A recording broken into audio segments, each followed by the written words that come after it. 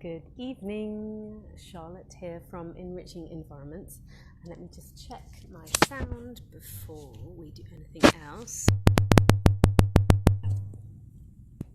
I think we're good. Good evening, thank you to everyone who has joined. Good evening. Hi and welcome to this special session to introduce and to launch my Montessori at Home winter mentoring problem. I'm super excited. Hi Harry. I'm super excited to be with you this evening to tell you about the new winter program which starts on the 7th of November, Sunday the 7th of November. And this is no ordinary Montessori at Home parenting program. This is a 6-week deep dive into Montessori. It is the foundation that you need in order for Montessori parenting, Montessori at home, and it is a program which, hi Nada, and it is a program that gives you the foundation. Hi everyone joining.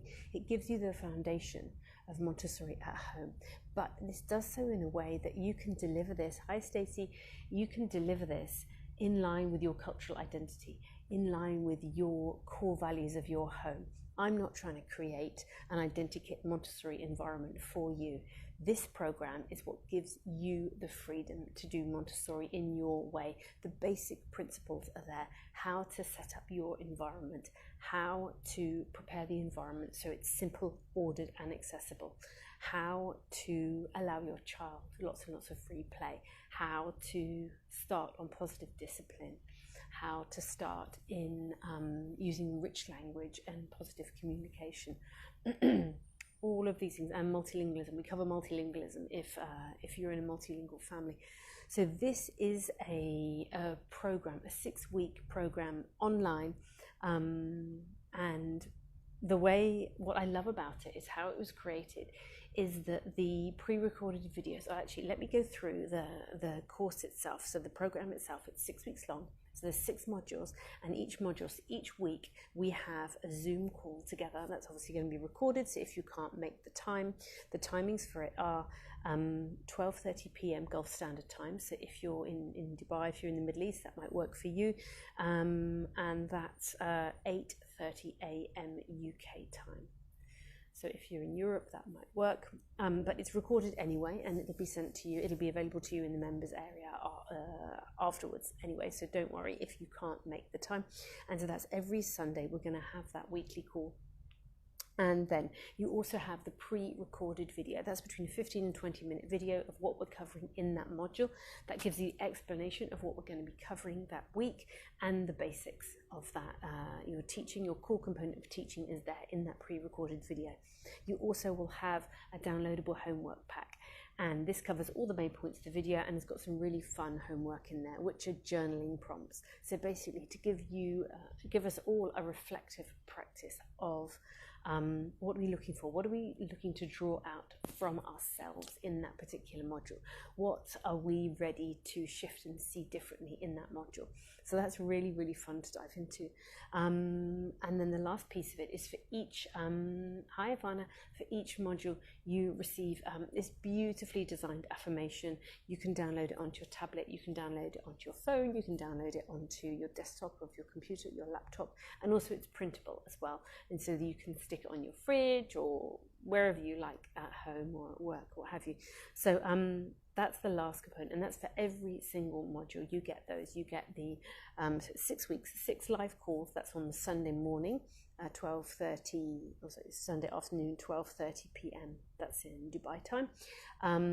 There's the pre-recorded video, there's the homework, which includes the journaling, the self-reflective practice, and there is the affirmation pack. So that is your 6-week course. And what I love about it is that when I recorded the videos, that was 18 months ago, I recorded the videos. I was at a really different stage in my practice that I am now, and I record them over a period of time. So module 1 I recorded, and then 6 months later I recorded the last module, module 6. I went through, so you can there's a process that I go through in terms of my own learning and my own deepening of Montessori practice and the work I do with clients, the work I do with my children, you know, as in the parenting work. I don't mean any other work, just the parenting I do, and the experiences I have and what I learn when I teach online, and what I learn, for example, with the realization of inequality in the world that happened for a lot of us whites last year. That really catapulted me into anti-bias and anti-racist training, understanding that, really understanding diversity, inclusivity. And so that is a big part of my work that's been a shift in the past year.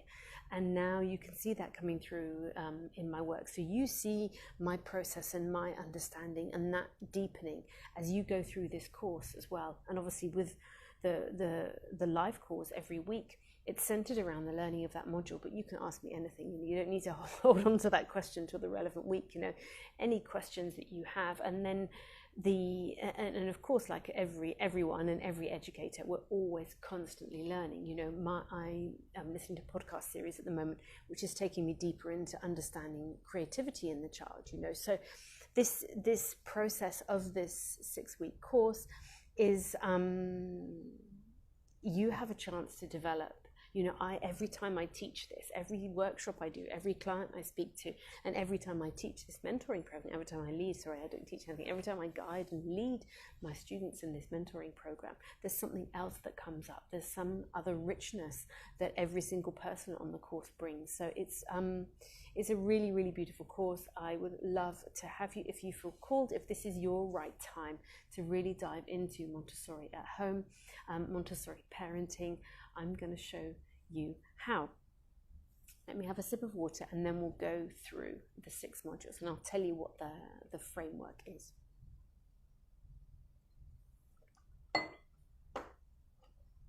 So as I said, this is Montessori at home, Montessori parenting, and this is kind of deconstructing, demystifying the whole idea of a Montessori home, of being cream and beige and, you know, that really white European model of perfection of a Montessori home with a clean child and tidy shelves and a clean house. That's sort of deconstructing that. That's demystifying everything about the Montessori. Hi Sam, sorry, I'm not keeping up with everyone who's joining. That's demystifying that. This is a very, this is a program I have designed where you understand the basics of what your child needs in terms of a simple, ordered, accessible environment. And I cover child development in that. I cover Dr. Montessori's work in that. And I cover from my own experience in the classroom and with my own children as well. But this is all within the context of your cultural values, your core values, whatever your cultural reference points are. I do not want you to create a home which is not in alignment with your values and what you seek for your family. This is really telling you, giving you the information of this is best practice, but your stamp, your values, your the fabric of your home is more important than trying to make it like all the Montessori we see on Instagram, if that makes sense. So that's what it's such a important part of Montessori for me, and the passion I have for Montessori is the culture and understanding of the world, and diversity is something that Dr. Montessori, before these terms were popular or fashionable, or we were even conscious of them, you know, we're talking about her having a deep understanding that children need to learn about the richness and the diversity of the world. She was saying this at the first half of the 20th century, you know, before any of these concepts were fashionable or in general consciousness at all. And that's what Montessori is about. It's taking these key principles of Dr. Montessori's work and then integrating it into your values, your community, your space, in a way that honors and respects and holds you and your children, your family, your community, all your values, really with so much respect, keeps your individuality, but it's all underpinned with this Montessori foundation. So we know that it's sound from a development perspective, from a child development perspective. And if we're on this path to create a more peaceful and harmonious world, which is actually the whole objective of Montessori, then This is a beautiful way of doing it. This is a way of maintaining our core values and knowing at the same time that we are playing our part to contribute to the world, to give, to serve others, not just our own family, but to serve and uplift others. And that's something I'm really, really passionate about. Thank you for the hearts. This is something I'm so passionate about in my own Montessori practice. And it's always, turning this around, like I can see it through my lens. How can I see this through someone else's lens? That's what I'm really, really interested in, how Montessori works for other people, not people that look like me. I already know how Montessori works for me. I want to see how Montessori can work in your culture, in your background, in your racial background, in your religious background. That's what's really, really interesting for me. We're not trying to make an identikit Montessori home, as I said at the beginning. I'm trying to make, we in general, the Montessori community, are trying to create a more peaceful and harmonious world by honouring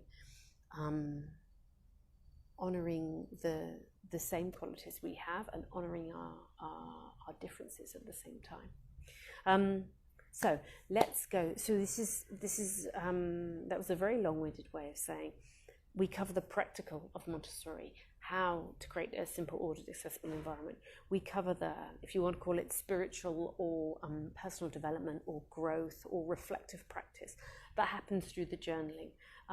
At the end of each homework pack, there's 2 or maybe 3 in some modules of some really, really fun homework. These are journal prompts. And if you're not familiar with journaling, then you can jump on my feed and you can see that I do a weekly journal prompt to really encourage us to sort of go deeper and challenge compassionately the way that we respond to our children, the way that we respond to ourselves, and the way that we respond to the world, so that we can understand ourselves better and understand how we can serve our children and other children better. So journaling is what we do, and journaling is as simple as whatever the question is, the journal prompt is for that week, for that piece of homework. You write it out longhand in a book, and then you just sort of, you rest with that, you sit with that. We don't need to generate the answers ourselves. What we do is we write it down, and then sort of that act of writing it down sends it out to the universe, sends it out to source, to God, whatever your belief system is. And then the answers come to us intuitively in the days or weeks that follow. So the journaling is a really, it works on the subconscious mind, so it enables us to access inner wisdom that we may have covered over from our conditioning, or we may have covered over because we don't have chance in our busy daily lives to access our intuition. It feels like a luxury, hey, to sit and think about something, to do something with intention when we're worried about, well, not even worried, when we've got on our mind, the children's schedule, we've got our work, we've got our deadlines, we've got the washing up to do, we've got the laundry to hang out. It seems a bit indulgent to start doing journaling. So I get it, I really, really get it. But this is really about seeing what is in there, what is locked inside, and we can unlock this as a way to really bring forth our inner wisdom. That's what I'm so passionate about, bringing forth our inner wisdom. We know it's in there. And this is the gift that we, I believe, as Montessori educators can give parents. We have all the wisdom we need inside ourselves. But what I can do when I'm working with you, and I do this with families, in person or online, what I can do is help you unlock what's already inside of you. And this was Dr. Montessori's gift to us. Her, hi everyone who's joined. Dr. Montessori's work was observation. She primarily was a scientist. She observed children and she said, this is what I've seen. These are the natural human tendencies. These are the observations. These are the sensitive periods. This is what's happening in terms of child development. And then she gave us that gift, and she invited us in to say, you can see this too. You don't need to be a Montessori educator. As a Montessorian, we teach, we are taught to observe. My work is to teach parents that I work with in person or online, as I say, or in my courses or one-on-one, however it is, to teach them how to observe their child. Once they really know their child, then they are able to know what's next. But the wisdom is inside you. It's not something that I tell you about your child. I can guide you and I can tell you what to look for, but you have the wisdom inside yourself. You can trust yourself. You know, hi Prudence, hi everyone who's joining. You know yourself, you know your child better than anyone. I can guide you, as I say, but your inner wisdom and your trust in yourself and your trust in your child is what will guide you ultimately. So let me talk through module by module what we're going to be covering in the 6-week course. And as I said, this is the format that I've had since I first created the course in spring summer last year, and then I'm just adding to this the whole time, adding to it, slightly changing the homework or changing the affirmations, and then next year I'm going to be adding a module on nonviolent communication. That will be an extra module that I'm going to bolt on for next year. Now it's a 6-module course, and let me run through what those modules are. So one is your introduction to the course, a very quick introduction. What is Montessori? How is it relevant to me? And then your journaling homework for that module, that first module, is what are the core values of me as a person, as a parent, and what are the values of us as a couple? What are the values of us as a family? And that's a really great place to start, because then in module 2 we dive into how do we create a Montessori home, one that it's very simple. I'm going to say simple twice. It's very easy to do. Simple, ordered, accessible. Those are the 3 things that we discuss. For example, the first tip I give you is to, when you're preparing your home for a young child, sit on the floor so you're at the same height. Then you can see what your child sees.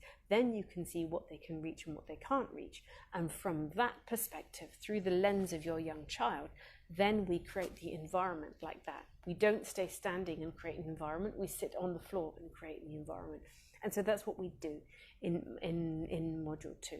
Simple, ordered, accessible environment. I can tell you what items to put in, what your child may or may not need in that 6-year period. But it's simple, ordered, accessible is all you really need to know. So module 3 is into free play and exploration. This really demystifies this, the thought that we need to have all of the stuff for Montessori. And that's something that really troubles me, that if we were trying to be Montessori parents, that I don't want people to think that it's inaccessible because, you know, my home doesn't look like that, or I don't look like that, or I don't have the money for all of that Montessori stuff. But this module, what's really important is I talk to you about the importance of first-hand experiences in nature, for example. You know, free play, allowing your child to rummage in the kitchen cupboards, you know, when it's safe, for example. All of those things, the benefits of free play are invaluable and almost immeasurable. And that's what we talk about. We deconstruct all of those ideas about play and what children should be doing and shouldn't be doing, and reassure you that they need time and space. And that's what that module 3 is, free play and exploration. And free play and exploration can be allowing your crawling baby to open the cupboard door in the kitchen and rummage all the pots and pans. You give them a wooden spoon, they suck the wooden spoon and they bang the pots and pans. Thank you, Prudence. So that can be as simple as what free play and exploration is.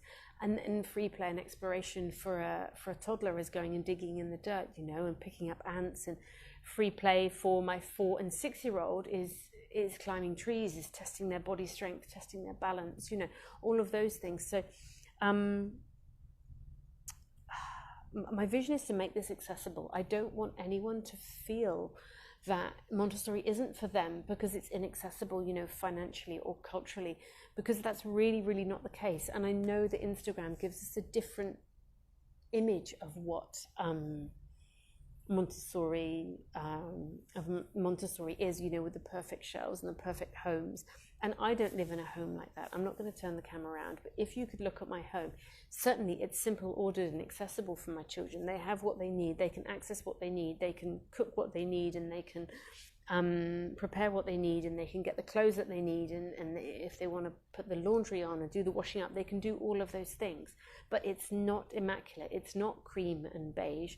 It is a reflection of the organized chaos that I live in. You know, it's it's not perfection. It shows me and them and our wonderful tiny home. We live in a 1-bedroom apartment as a reflection of the three of us, me and Harry and Olivia. You know, it's as what's it called? Imperfectly perfect human beings, or however we say it. So that's what I really, really want to get across. It's not about the stuff in Montessori. It feels like it's about the stuff, but it's not. And in Module 3, that's what we talk about: free play and exploration. Module 4 is all about discipline and self-discipline and offering simple choices. Offering simple choices when, starting from birth, starting very early on from birth, is one of the easiest things we can do to really support our child's sense of identity and to support them with self-discipline and developing their will and developing this skill of feeling what's right in their bodies. That can start from a baby. When someone, this is hard to explain, but when we show such deep respect to a baby that we honor their preference of what baby grow they want to wear, what romper they want to wear, what t-shirt they want to wear, that is such a powerful message that we can send to a very, very young child about how much we respect who they are as an individual, and we respect that they have an equal part to play in our family, in their community, in their country, in the continent that they are. So we talk about the power of simple choices, and we talk about self-discipline also in Module 4. And again, it's just this completely different way of looking at children and childhood, and it's the overriding message is that discipline comes from connection. Discipline is not externally imposed. Discipline comes from within. But when we seek to connect first, that's when discipline naturally occurs. And that may sound counterintuitive. I know it sounds a bit bonkers, but I promise you it'll all make sense in the module. So that's Module 4. Module 5 is rich language and communication. This is something that I'm really, really passionate about. I really, really love poetry, and I've read so much poetry in the classroom and to my children, and poetry, song, dance, ways of expressing ourselves. This is so important for young children to see examples of expressing ourselves in so many different ways. And this is what's powerful about being human. One of the many things that's powerful about being human is we can express our feelings. We can understand, and we seek to be understood through the way that we communicate. And if we can start this beautiful foundation as young children, it's not about saying the right thing in the right circumstance. It's just offering a richness of language. If you were to be coming from a traditional culture, an indigenous culture, a native culture, a First People culture, the richness of stories you have in your culture would be of such enormous value. To hear the stories of your ancestors, to hear the stories of your mother and your grandmother, no matter which culture we come from. But this passing down of stories through the ages just offers more richness than we could ever dream up from a cartoon book that children are offered now, and I'm not going to mention any names, but there is such a dumbing down in Western society of the type of illustrations and books for reading that are offered to young children. It's really, really sad, because the power of the spoken word, the power of just telling a story from our childhood about when we, found a baby hedgehog and rescued it. That's one of the things that I remember so powerfully from when I was little. So I tell that to my children and other children. We found a baby hedgehog, and then we looked after it, and we gave it water, and we gave it bread, and we kept it in a box in the kitchen. Stories from our childhood, stories from our culture. And that's what I really want to convey in Module 5 about rich language and communication. We don't need to be saying exactly the right thing at the right time, but if we offer a broad range of language, and whatever's accessible to us, is that stories, is that poetry, is that rhyme, is that song, lots and lots of different ways of delivering a message, delivering a method of communication. That's what's really powerful. We also touch on multilingualism in Module 5. It's something that I feel is really, really important. being here in Dubai, in the Middle East, so many families are so lucky, might have 2, 3, 4 languages at home. And I really just unpick for you what is the right path to go down for multilingualism, and just really simplify that. And there's a couple of articles the extra articles that are downloadables in that homework as well about multilingualism. Multilingualism is about recognizing and honoring your cultural identity.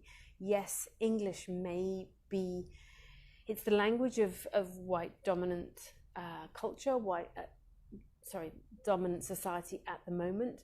However, the richness from your own language and your cultural identity is tied up in your language. That's really, really important. So speak your best language at home. Speak whatever is your native language at home. If you are in a country like Dubai, the UAE, where your children will pick up English because everyone speaks it, then don't worry about English. But your cultural identity is really, really important. And English can come later. English can come from the outside world. We just think, what's on the radio, TV programs, music, the billboards on the road, how everyone speaks to us. English is the dominant language. So we don't need to worry about English. We need to worry more. We need to focus our attention more, hone our attention on honouring cultural identity and language. That's what I'm really, really passionate about that. And so module 6 is is bringing everything together, all our learnings from the 5 previous modules. We're bringing everything together, and we are consolidating our learning. Again, we've got journal prompts there. And there's a few other extra little just parenting techniques and tips that I've added to that as well, to just give you even more richness as we finish the course together. So as I say, it's 6 weeks. There's an online Zoom call which is going to be recorded. Everything is accessible through the members portal. You'll have your access, your member login. You can access the modules whenever you like. It's 24/7 if you want to do it 24/7. You can come back to it several times. You can download the affirmation once onto your phone and print off a copy for your fridge door. You know what I mean? It's access there the whole time. The recordings are going to be emailed to you. You're going to have access to those. So I'd love to have you.